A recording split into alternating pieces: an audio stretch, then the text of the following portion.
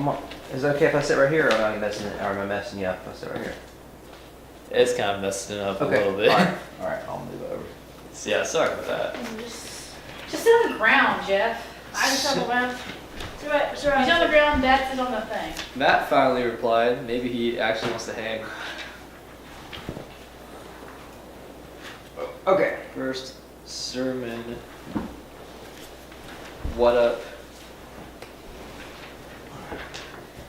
Okay. Praise and worship ended. We're ready. The Spirit of the Lord is in this place, and isn't that so true? Then the duck comes. What does Jensen do? He just like walks up. Jensen's been doing it for a minute. He's been doing it for a minute. What? He just like comes up after worship, just like praise God. Yeah. He actually sings though. You want me to walk up here and start singing? Well, there wasn't worship before, so. Here, Ben, here's your thing. Actually, I'm sorry, man. What's up? I'll be like BRB. Okay. So, okay, pretty much like I wanted to bring up Acts chapter 9 and verse 26. 26. Yeah, man. That's where we're at. I read it from the Christian Standard, so I don't think we all use the same Bible standard, but it'll be okay. And I guess I'll just read it out when you guys are ready. Go. Filler dialogue right now. So yeah, it says, Barnabas, oh wait, no.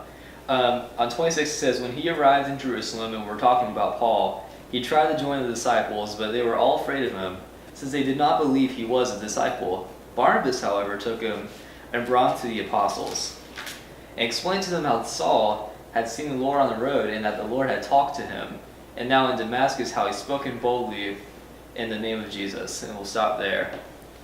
So they're kind of like bring up context for the verse. It pretty much, if you look in the beginning of chapter 9, that's when Saul was arriving. He was traveling to Damascus to go and persecute Christians.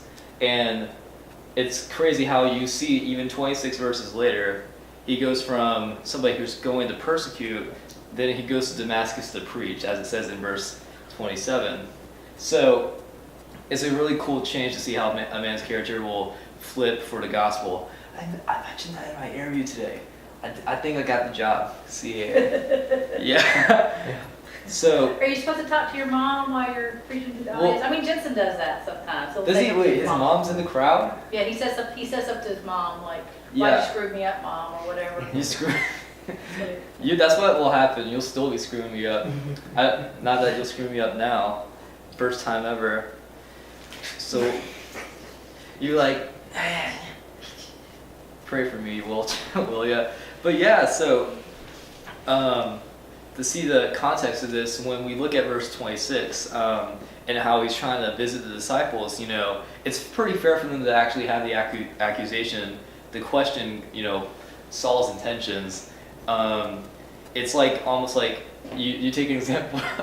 You take an example of like this is too bad of an example, but to visualize it, like what if you're screwing me up, Mom? I'm not doing anything, I'm sitting here listening. You're giving me that cute look, and I can't preach with that cute look on your face.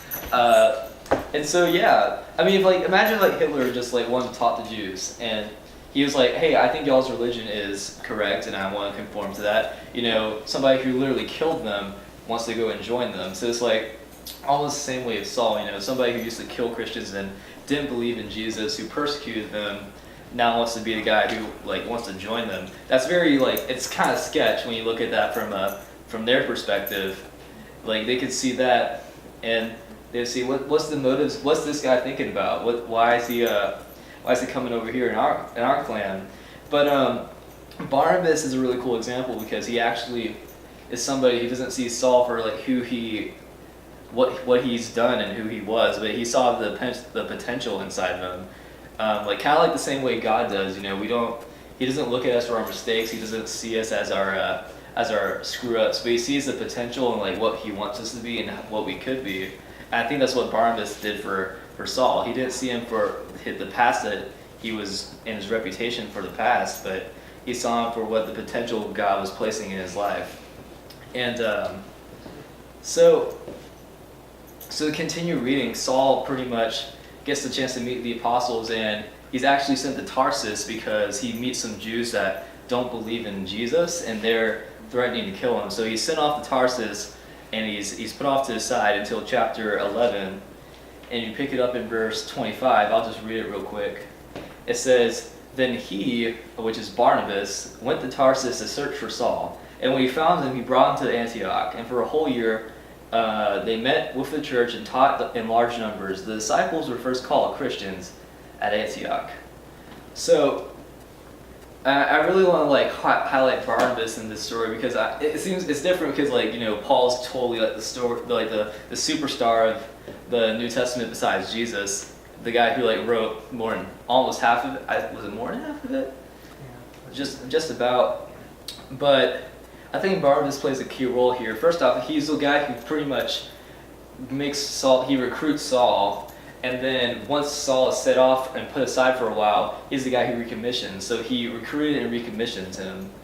I think he's a really good example, how we as Christians should be in our ministry and how we should act. Because if you look at Barnabas' name, his name it means in the Bible, son of exhortation, which by definition, exhortation, which I Google, means an address or communication empathetically urging somebody to do something. Pretty much basically saying that is encouragement. So when you see the name Barnabas, you're really saying son of encouragement. And that's actually the title I want y'all to put down for this message is son of encouragement. And so if we want to start on the first point with this, the reason why I think that Barnabas is such a good example for us is that, point one, because every person needs a Barnabas. I don't know if I typed that down differently from how I wrote it here. I originally wrote that as everybody needs encouragement, but it's pretty much the same as saying, everybody needs a Barnabas in their life, which is kind of funny, encouragement, how it's not something that we necessarily, even the dogs show up. Good job, Harley. Pay attention, sir. It's good. So, I don't even need the Bible at this point. This is what classic preachers do. They just take one verse and they go off of it. So never visit it again. But yeah, so encouragement is a kind of funny thing because we can actually live our lives eating, sleeping, drinking. We don't have to live with encouragement. It's something that we don't really is not required in our lives. But it's kind of like showering. Not showering won't kill us, but it's a good idea that we do it. And just like that, I think it's a good idea to receive encouragement from people and to surround yourself with people that see what's inside you, see the potential in you, kind of like Barnabas did with Saul, but are able to encourage you in moments where you may question yourself. And it affects us because so I don't know the transition I put it from here, but I put it down for a little example, and I wrote it down pretty vaguely, but there was a research experiment taken with a group of volunteers. I think about 48 volunteers that were supposed to do a specific task, right? That I think had something to do with matching shapes and colors. The researchers took these 48 volunteers and they were supposed to do this task, but only a third of those volunteers actually were going to receive encouragement from the researchers about what they were doing and to get affirmation about their task. And the very next day when they had to do the same task, the third of those guys who received encouragement actually performed the same task significantly better than the other people that were performing it. It didn't have anything to do with their skill level or their practice amount. They all worked the same, but it's because encouragement will always boost us and egg us on to do more when we don't think we can. It's almost like a capacity thing where we're going to give only halfway of what we actually can give, but when we're encouraged to do something, I'm literally making this up in my head, by the way, so that wasn't in the notes. Are you going to cry? Is it, so sorry. Go ahead. Is it funny? No, I was just thinking something. Go ahead. What were you thinking? No, go ahead. You're preaching. I'm listening. Yeah, that's cool. Or just another example, encouragement like if you're ever going to work out with a friend, which I've never done because I don't have any friends to work out with, or I don't work out. You know, if you ever are with somebody, you're doing reps. You know, if you have a friend with you and they're encouraging you, saying, I know you can get one more. I know that that's not all you can do. It actually does make you perform better. Instead of you trying just to encourage yourself to work harder and to do more, somebody who's there to encourage you will actually make you succeed better. I think is that where I was going? I don't know. But I think Barnabas knew that better than pretty much anybody, to see that Saul needed encouragement in a time where he was facing opposition, even from Christians, which with those disciples that were in verse 26 who were opposed to him, to coming to see the apostles, to coming to join their group or whatever it was, their congregation, it makes sense for them to do that, you know, because I feel like they were good people, that they loved their friends, but I feel like they fell short with loving their enemies, which Saul in that position was definitely previously their enemy, somebody who was in a humble position to come to them and then be turned away. Wait, what am I jumping to? I don't know, train of thought. It's weird.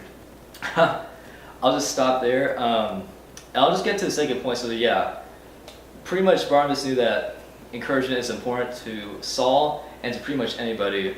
And for your second point, it's that encouragement, he knew that encouragement can navigate our direction. And if you actually look at the scenario where, what if like Saul in that situation where he was being opposed to by the disciples, what if he didn't receive encouragement or like approval from Barnabas? Because Barnabas vouched for him to the apostles. You know, if somebody didn't stand in the gap for him, he probably might have been rejected.